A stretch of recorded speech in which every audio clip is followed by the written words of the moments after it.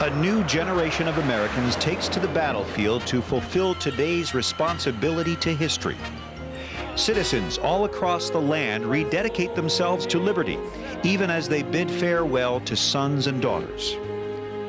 The annual wheelchair games brought more than 600 veterans to New York just 2 months before the city and the world heard the first explosions in this war to keep our freedom.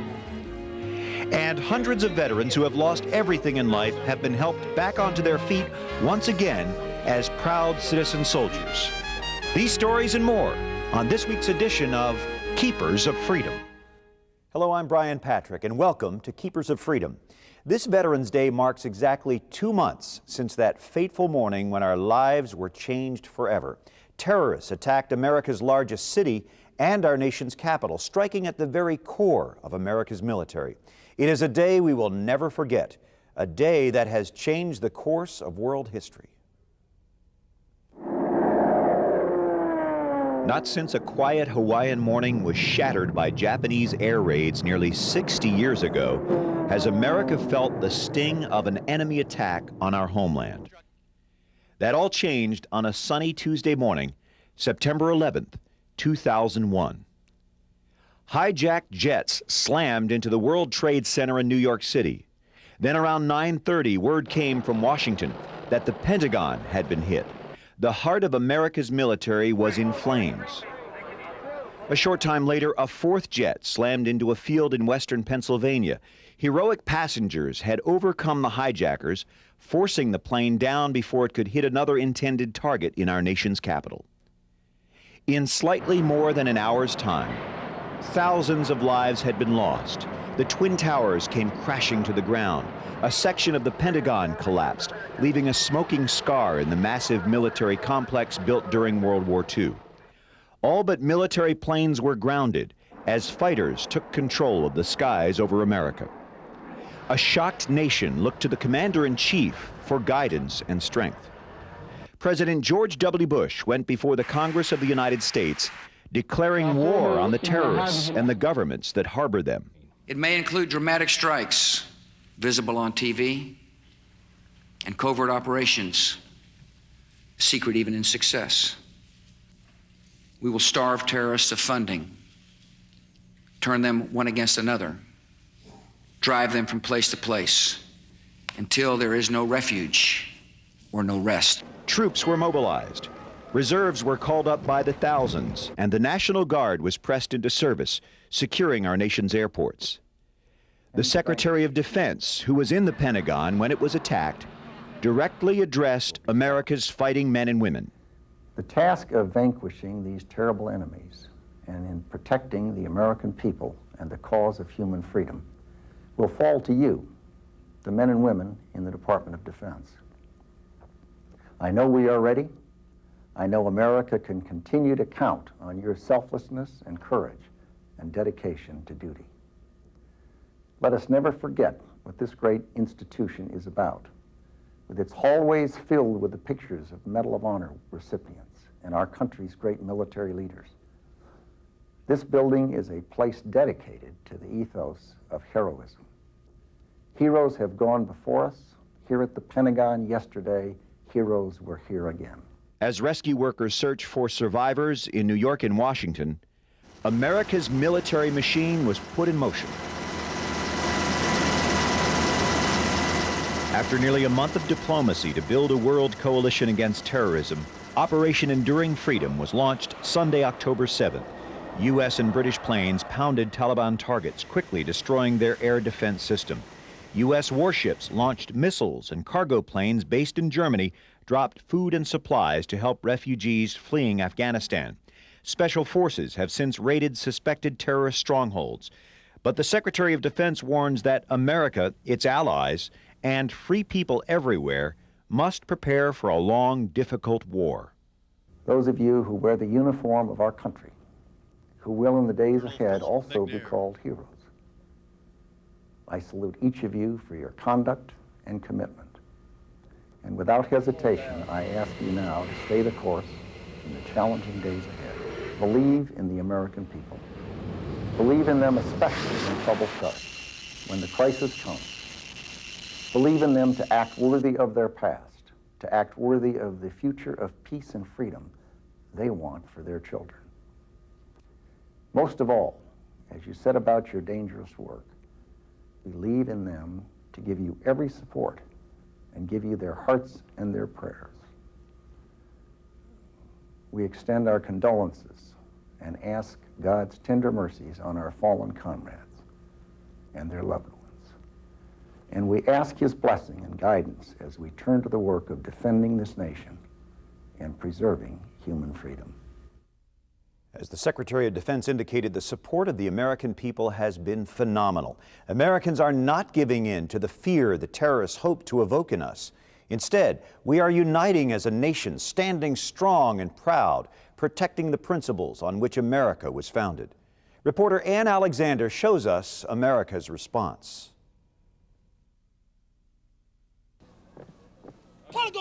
Hope. Sons and daughters of freedom unite like never before all across the land. From New York's Yankee Stadium and the Prayer for America rally. One nation, under God, indivisible, with liberty and justice for all. To the Heartland and the Freedom Rally in Cincinnati's Paul Brown Stadium. What happened in New York and Washington and Pennsylvania and every other city that it affected everybody in some way and makes everybody one big family. And I don't want to see those kind of things happen from here on out, and it's important that we stand up and fight for what we believe in and don't let other countries do those kind of things to us. Like many other proud military parents, Tanya Ward carries a picture of her son for all to see. Matthew is stationed at Fort McNair in Washington, D.C., an active part of the war against terrorism. And I realize that my son and a lot of his friends, their lives are going to be at risk. But what can you do? I mean, you have to do something. You can't sit here and let this continue. We can't. If Uncle Sam called me tomorrow and said he needs me, I will go out tomorrow, rejoin, call my military service rank, and join right in. We need to support them. Support the military, support the president. Because of our freedom. Support for our Keepers of Freedom is at an all-time high. More Americans recognize police and firefighters as the country's first wave of defense. They honor the New York City rescue workers who gave their lives trying to save others. They were going up and rescuing people, and everybody else was coming out. And I just kept wondering how long it was going to take them to get up to that floor that was hit by the plane, and then it wasn't very long. I knew they weren't going to get there. Hopefully there won't be a loss of too much more life of our fellow Americans, but it's a price we're going to have to pay, I think, but it'll be worth it in the long run.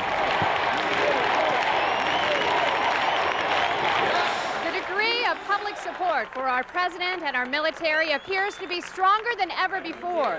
The hope is the patriotism so obvious today will continue throughout the campaign that's expected to be long and difficult. In Cincinnati, I'm Ann Alexander for Keepers of Freedom.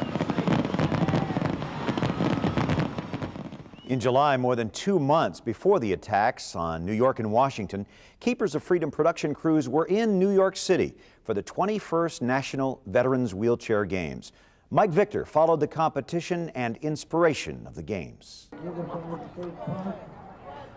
On the track and on the court, on the diamond or in the water, the spirit of these American military veterans is loud and clear. Never give up. Never give up.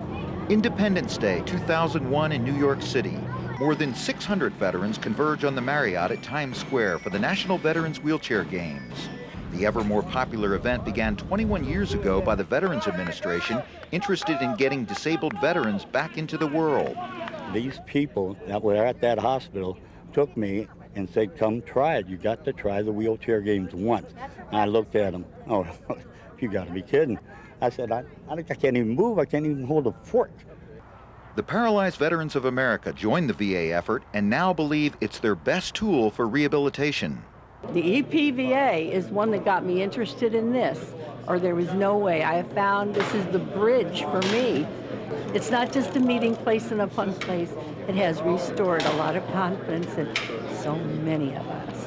They can come out into the world and do whatever they need to do, that they can believe in themselves, that they have the self-esteem and the willpower and determination to do anything they want to do. Numerous sponsors pitched in. For many, family members, coaches, and man's best friend came along to help. For all, the Volunteers of New York, more than 2,000 strong, were a constant presence. They were there to clean the stage, keep the score, support the courageous, and carry their fellow man. Huge numbers of city police and firemen volunteered, many who would later give their lives in the first hours of the attack on America. But on that day in July, before the world changed for all of us, some vets went to see Lady Liberty in the shadow of a skyline that would soon change forever. There, they taught their grandchildren what freedom really means. They still team up as days of old, and though their pace is different, their cause to live remains the same. They didn't give the ultimate sacrifice of their lives, but many of them gave up many of the things that we take for granted every single day. And America is indebted to veterans, and we should never forget it. Participants choose between 24 different sports. They are divided by their capabilities. Some wheelchairs are powered by arms stronger than most able-bodied men. Others simply will their machines to life. This is their ride into freedom. This is my old chair, so a 95 model, so we'll see what she's got. The contestants enjoy a unique combination of camaraderie and competition. It's one vet encouraging another to the next level. Everybody's looking forward to doing the best they can and cheering everybody else on too. Many see this as a preparation for the real game of life. We get back home, we have to compete against other people. And the games are actually a training area. Wheelchair games open up a whole new world for me. They get you exposed, they get you around other wheelchairs, they bring you out into public. It helps you build your self-esteem. Johnny Jones walked into Vietnam as a proud Marine. When he was carried out, he vowed to continue to live and inspire others. You see people from all walks of life and people with greater disabilities than you, and you think that you got a disability. And when you see people that have disabilities greater than you are, it makes you feel great too, knowing that they are out competing. Ron Priest lost his leg before he had a chance to demonstrate his Marine training. As one of 127 first-time participants, he's nurtured by those who know the ropes. Many ask, are these just feel-good games or true competition? Can people without legs really play hockey?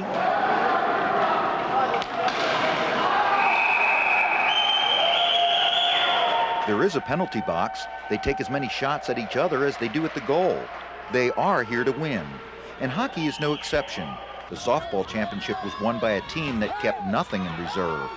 You've got to come out and play. You don't just watch. You got to play. It's too fun to give up. It is. It's a program that starts guys involved in sports, or challenges them out here this week, and they go home and they're challenged. They overcome some things, like employment. The day was shared with dozens of local children in wheelchairs, brought together by actress Bo Derek, who's dedicated to veterans. Her husband and her father served their country. She spent this week honoring the spirit of courage of these veterans, the same spirit that took us from 13 struggling colonies to the world's biggest power, the same spirit which will guide our service men and women as they bear the burden of today's battle. It's so inspiring, and I love sports, and I go to a lot of games and boxing and all. I just love all sports. I've never seen athletes like this with such tenacity and willpower and persistence. It's really impressive. That's the way to do it. You know firsthand the difficulties of reaching for the heights in the face of overwhelming odds.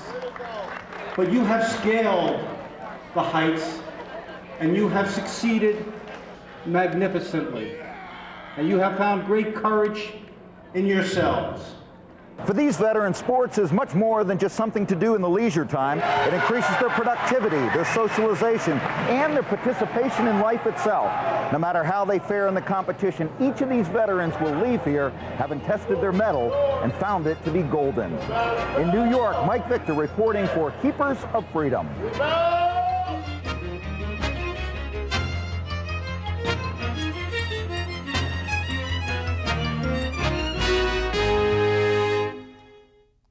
Here's a quick look now at recent Keepers of Freedom news headlines. 27 soldiers received the Purple Heart and 19 civilians were honored with the Defense of Freedom medals for wounds suffered during the attack on the Pentagon September 11th. Those awards were presented late last month at Fort Myer, Virginia. Several dozen soldiers and civilians received other awards, including the Soldier's Medal and Civilian Service Honors. The next generation of fighters has been chosen by the Department of Defense. Lockheed Martin's X-35 Joint Strike Fighter is expected to meet fighter aircraft needs well into this century. It will be built in 3 versions for runway landings, carrier landings, and hover landings. The Department of Veterans Affairs is making progress in efforts to ease the 9-month backlog of applications for benefits, including pensions and disability pay. Nearly 3 dozen recommendations have come out of a new study. Many of them can be implemented in just 6 months' time. And America's Memorial to World War II heroes is finally becoming a reality in Washington, D.C. After 6 years of hearings, the Rainbow Pool site in the center of the mall will be the spot to honor those who served in the most important event of the 20th century.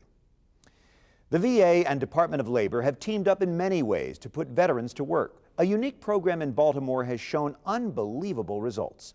It starts with vets who are not only unemployed, they've lost everything else as well. Rebecca Stewart reports on this story of hope and inspiration. Before the flag flies at the Marriott Hotel in Baltimore, the caterers inside are hard at work. And we need that to be there within the next 15 minutes. Most of the staff come here from homes and apartments around the city, but not their boss, Dexter Daniels. I never even thought in my wildest imaginations that this could be happening for me today. But by the grace of God, it is happening. Daniel's day started at this old warehouse a mile away. His success, like thousands of others, is the result of a program called McVet, Maryland Center for Veterans Employment and Training Service. Every morning, more vets arrive searching for hope. They have no employment, they have no money, they're just at the lowest point in their lives. They have lost everything in their lifetime. 8 years ago, the U.S. Department of Labor saw these homeless vets as a potentially valuable resource. They teamed up with the VA, HUD, and Colonel Charles Williams to change lives. These are men who gave a fair share of their body and soul to the defense of this country, and they should share in the American dream of owning their own homes, sending their kids to school, and working. McVet bought the rundown warehouse, and the first residents restored the inside into dorms, classrooms, work, and living spaces. McVet offers a full continuum of care: day drop-in services, emergency shelter for up to 13 weeks, and transitional housing for up to 2 years. Since most of the vets became homeless due to alcohol or drug abuse, all must attend AA, NA, and mental health classes. The military model is prominent: self-discipline, teamwork, and organization. A VA rep comes every day to verify the service records of new applicants, but McVet is not satisfied that all needy vets are coming to them. I go to places like Beans and Bread, which is a soup kitchen, Our Daily Bread. I go out to the parks where the homeless people are, and sometimes go to areas that most people wouldn't go to, trying to find and locate veterans to get them into our program. I lost the job, started drinking. I went out into the woods. I said I was going to end it. Mark Robinson contemplated suicide for 2 weeks. Then he called his mom and heard about McVet. My life has turned around 100%. From wanting to kill myself to wanting to be productive, and I am productive today. All American cities have their homeless, and more than a quarter are veterans. They are not strangers. They're the neighborhood kids returning home and needing help. The motto of the McVet program is, it takes the whole community to help a vet heal. 70% of vets in the program are returned to their families with careers, earning more than $11 an hour. Both my daughters are very proud of me. They, they look up and they call me Daddy now with a smile today, and that's worth everything that I've learned the past 5 years. Reporting from Baltimore, I'm Rebecca Stewart for Keepers of Freedom. The huge VA medical system is constantly challenged to improve medical care for veterans. The VA has been transitioning in the past 5 years from a hospital-based system to an outpatient system, which includes long-term care. The transition has made it obvious that many facilities are not located in the right places where the veterans live. In this week's Washington Report, Dr. Frances Murphy, the #2 doctor for the VA medical system, tells Keepers of Freedom about a program she thinks will solve the problem.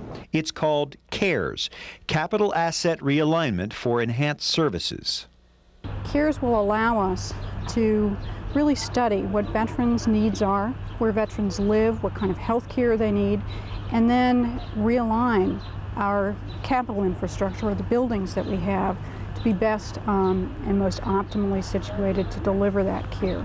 Of course, the veterans' budget itself is the main issue of concern with veterans and their groups. President Bush has proposed a $1 billion increase, or 4%. The House and Senate may actually add to that total.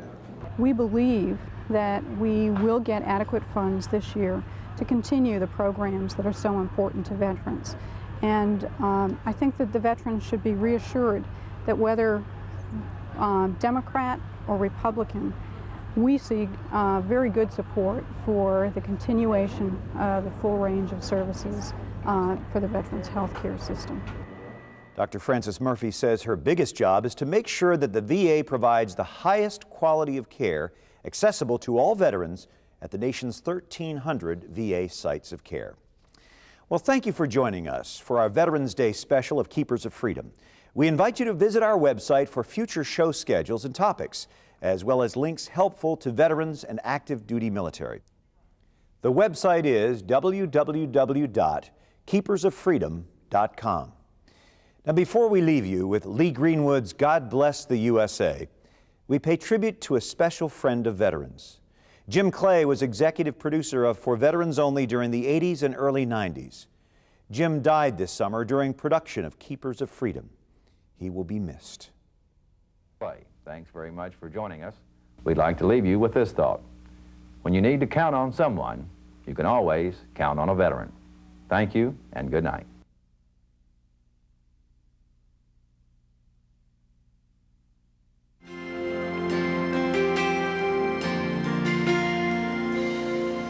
If tomorrow all the things were gone, work for all my life, and I had to start again, just my children and my wife.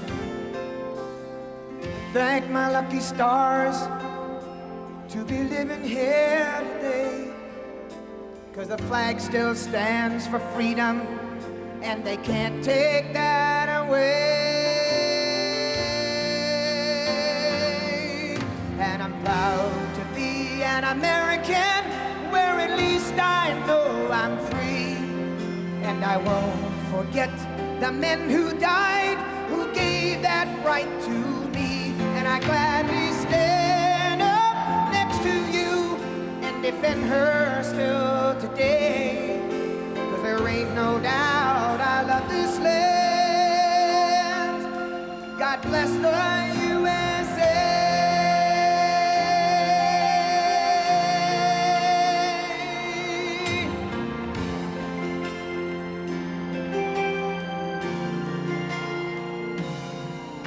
From the lakes of Minnesota to the hills of Tennessee, across the plains of Texas, from sea to shining sea, from Detroit down to Houston and New York to LA. There's pride in every American heart, and it's time we stand and say that I'm proud to be an American, where at least I know I'm free. And I won't forget the men who died, who gave that right to me. And I gladly stand up next to you and defend her